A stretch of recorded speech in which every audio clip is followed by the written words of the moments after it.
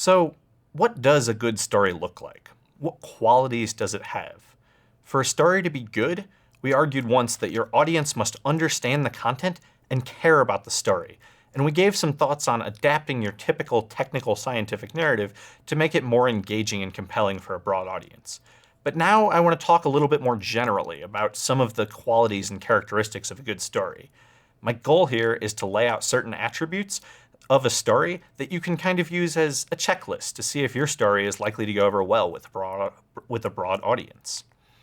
The first of these attributes is linearity and logical structure. If the points of your story that you're telling lead from one bit to the next without a lot of jumping around, logical leaps, or non sequitur bits, your story is going to be much easier to follow.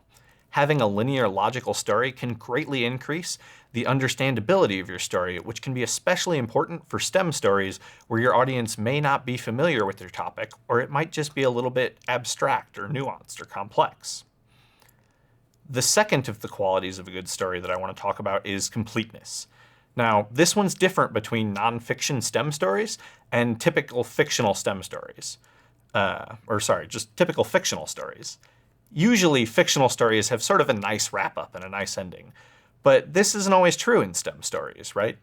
The nature of science is that every answer we come up with creates more questions. So as far as stories go, the way science really works is that it's a never-ending story. It's a series of episodes, gradually getting a little bit closer to uncovering the truth with every episode, getting closer to understanding reality.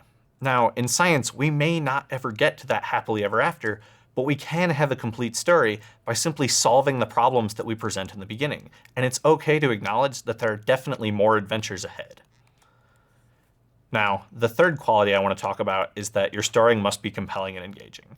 And this is probably pretty obvious. It's definitely the most important quality of a good story and good storytelling.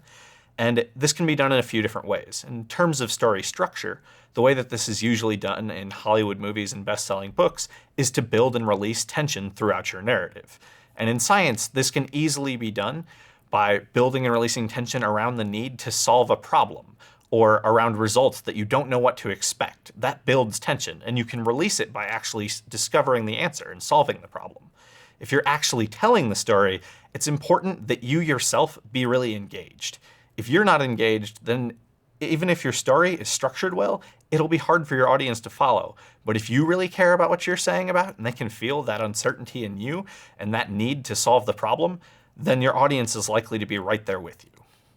So to summarize, some qualities of a good story are a linear logical structure that is easy to follow point by point, a complete narrative that solves the problems that it presents, and a compelling and engaging narrative structure and storyteller.